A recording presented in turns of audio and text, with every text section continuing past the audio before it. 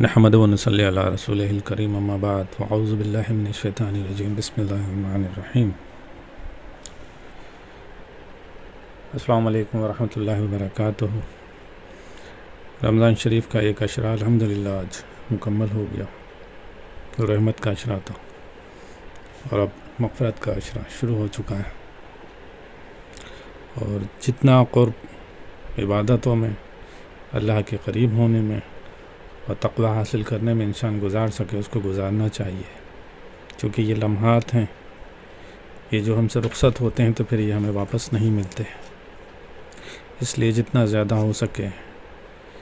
نمازوں کی پابندی، قرآن کریم کی تلاوت اور دیگر اپنے ذکر، اذکار، وظائف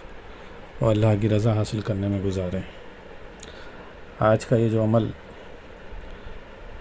کچھ لوگوں نے مطالبہ کیا مجھ سے کہ قرض کے حوالے سے معاملات کہے، اس کے ساتھ ساتھ بہت سے لوگ ایسے ہیں جو مالی تنگی کے شکار بھی ہیں، کچھ لوگ ایسے ہیں جو کسی مال اور کاروبار کی تنگی سے پریشان ہیں، کچھ لوگ ایسے ہیں جن کے ساتھ کچھ لڑکیاں اور لڑکے جن کے رشتوں کے معاملات میں آسانی نہیں ہے۔ ان سب کاموں کے لیے موسیٰ علیہ السلام کی دعا بڑی اکثیر ہے،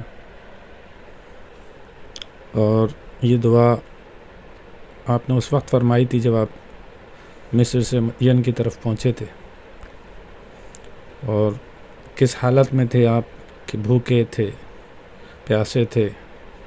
کپڑے بدحال ہو گئے تھے، پیروں میں جوتے نہیں تھے، اور پھر جب آپ اس مقام پہ پہنچے جہاں شعیب علیہ السلام کی صاحبزادی پانی بھر رہی تھی، وہاں پہنچ کے آپ نے ان کی مدد کی پانی بھرنے میں، اور پھر ایک پیڑ کے ایک سائے کے نیچے آن کے اللہ نے آپ کے قلب پہ اس دعا کو اتارا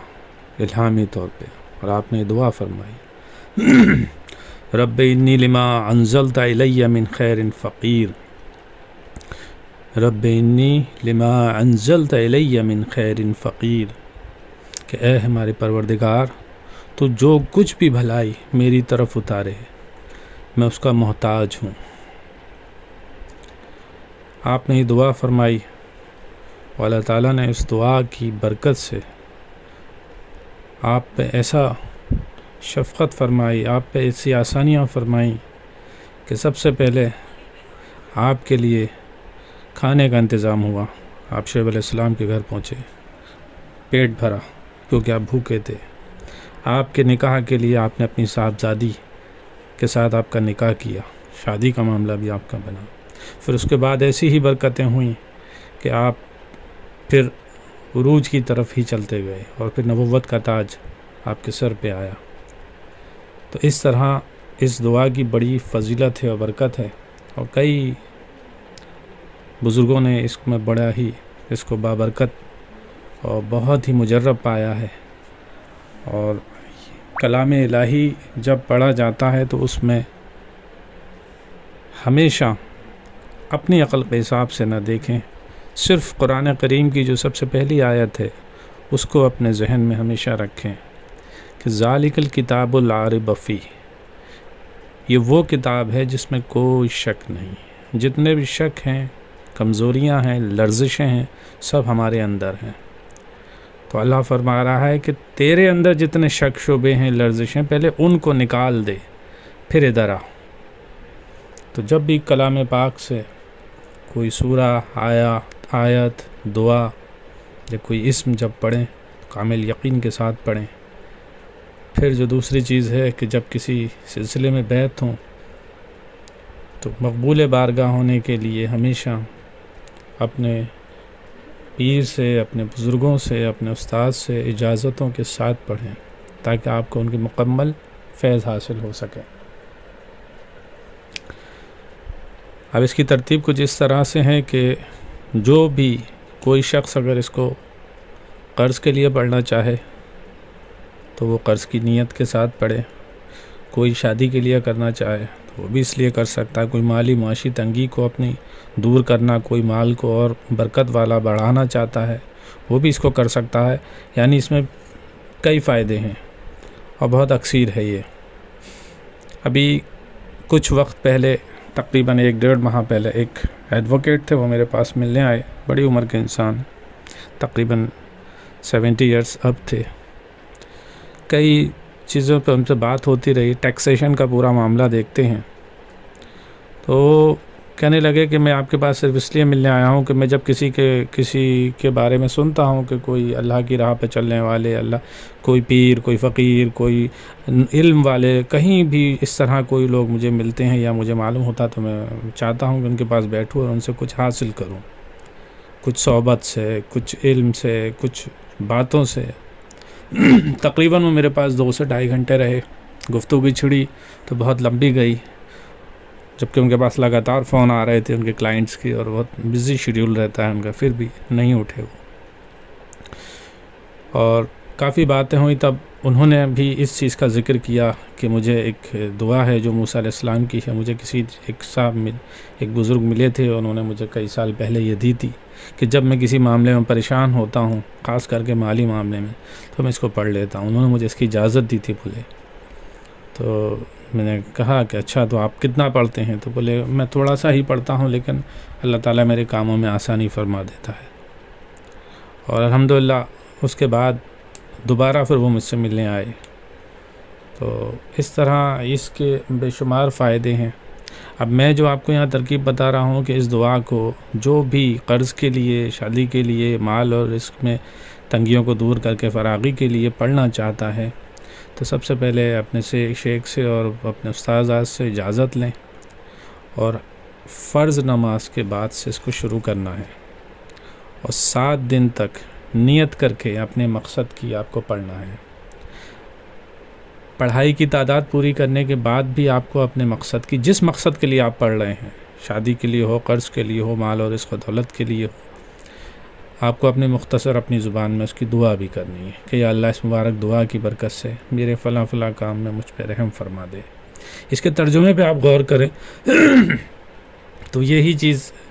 کہ اے ہمارے پروردگار، تو جو کچھ بھی بھلائی میری طرف اتارے میں اس کا محتاج ہوں، کہ میں فقیر ہوں. تو جب اپنی محتاجی ہم اپنے رب کے سامنے ظاہر کرتے ہیں تو رب تو غنی ہے، وہ پھر بہت کرم کرنے والا ہے. تو اپنے معاملات کا وہاں ذکر کریں. فجر کی نماز کے بعد سے آپ اس کو شروع کریں، اور اول و آخر 7 مرتبہ درود ابراہیمی پڑھیں، اور 313 مرتبہ سکون کے ساتھ، صحیح ادائیگی کے ساتھ، اور مقصد کو، اس کے ترجمے کو ذہن میں رکھتے ہوئے پڑھیں، اور اپنی عاجزی کا اظہار اپنے رب سے کریں. تو 7 دن اس ترتیب سے ایک ہی وقت پہ آپ کو اس کو پڑھنا ہے، اس مقصد کی دعا کرنی ہے. اچھا، اس پڑھائی کو شروع کرنے سے پہلے آپ یہ کریں کہ 2 رکعت نماز نفل ادا کریں، اور رسول پاک صلی اللہ علیہ وسلم کے وسیلے سے حضرت موسیٰ علیہ السلام کی بارگاہ میں اس کا ثواب پیش کریں، اور پھر 2 رکعت نماز نفل ادا کریں صلاۃ الحاجت کی اور اپنے مقصد کی کہ یا اللہ میرے یہ مسئلہ ہے، یہ میری پریشانی ہے، اس کے لیے میں یہ پڑھنا چاہ رہا ہوں، میرے اس پڑھنے کو اپنی بارگاہ میں قبول فرما لے، اور جو بھی مجھ سے لرزش، غلطی پڑھنے میں، آداب میں ہو، اس کو اپنے فضل و کرم سے معاف فرما کے مجھے اس کا ایسے ہی کامل فیض عطا فرما جیسے اس مبارک دعا کی شان ہے. یہ دعا کرنے کے بعد پھر آپ پڑھنا شروع کریں، تو انشاءاللہ آپ کو 7 دن مکمل ہونے تک ہی، اس کے پہلے ہی آپ کو اس کے معاملات نظر آ جائیں گے، آپ کی آسانیوں کی برکت کے. اچھا، اب یہ ترتیب تو ہو گئی کہ جو بھی پڑھنا چاہے، میری اس ویڈیو کو جو لوگ بھی سن رہے ہیں وہ کرنا چاہیں وہ کر سکتے ہیں، مگر اجازت ضرور لے لیں تاکہ آپ کو اس کا وہ مکمل فیض بھی ہو اور کسی طرح کی غلطی کا امکان نہ ہو. اب اس میں ایک اور ترتیب جو بزرگوں سے حاصل ہوئی ہے مجھے، تو میں چاہتا ہوں کہ وہ ترتیب، ایک نقش ہے اس کا، ایک طلسم ہے، ایک فلیطہ ہے، اس کو جلا کے اور پھر اس کو پڑھا جاتا ہے. تو وہ نقش یا فلیطہ میں نے اس لیے اپلوڈ نہیں کیا کہ آج کل بہت زیادہ چوروں کا دور شروع ہو چکا ہے یوٹیوب پہ، اور بہت زیادہ آڑے ٹیڑے لوگ عامل بن کے بیٹھ گئے ہیں، جنہیں خود ان کی زندگی میں کوئی تقویٰ پرہیزگاری نہیں ہے، جنہیں کسی چیز کا علم نہیں ہے، اور لوگ بس اس پہ بھی جلد میں ویڈیو اپلوڈ کروں گا ایک کہ عملیات کا فتنہ کس طرح سے پھیل رہا ہے. تو اس لیے اس کو میں نے ابھی خاموش رکھا ہے کہ اگر کوئی شخص جو وہ کرنا چاہے گا تو وہ پہلے مجھے اپنی تفصیل دے گا، اس کو دیکھوں گا، تب میں پرسنل میں اسے وہ میرے پیج پہ وہ کمنٹ کر کے اس طلسم کو، اس نقش کو مجھ سے لے سکتا ہے، اس فلیتے کو لے سکتا ہے، اور اس کو جلانے کے بعد اس کو پڑھا جائے گا تو اس کے تاثرات اور تیز ہو جائیں گے. اور جو اس سے معمول، جو اس سے جڑی ہوئی عارضی مخلوق ہے، جو زمینی مخلوق ہے، جو اس دعا سے جڑی ہوئی ہے، وہ بہت جلدی حرکت میں آ جاتے ہیں. لیکن وہ ترتیب صرف خواص کے لیے ہی رہے گی. باقی عوام الناس میں لوگ مکمل اور جامع دعا ہے، یقین کے ساتھ پڑھیں، انشاءاللہ آپ کو اس کا فیض ملے گا. 7 دن جب پورے کر لیں گے تو 7 دن پورے کرنے کے بعد پھر کیا کرنا ہے کہ روزانہ کا معمول اس کو 101 مرتبہ 3 مرتبہ اول آخر درود شریف کے ساتھ پڑھتے رہیں تو انشاءاللہ کشادگیاں، برکتیں اور آسانیاں آپ کو لمحہ و لمحہ دکھتی رہیں گی اور آتی رہیں گی. یہ ایک ایسی جامع دعا ہے. اللہ تعالیٰ ہر سننے، کرنے اور پڑھنے والے کو اس کی کامل تاثیر و برکت عطا فرمائے اور تمام امت کی مشکلوں اور پریشانیوں کو دور فرمائے. آمین بجاہ النبی الکریم.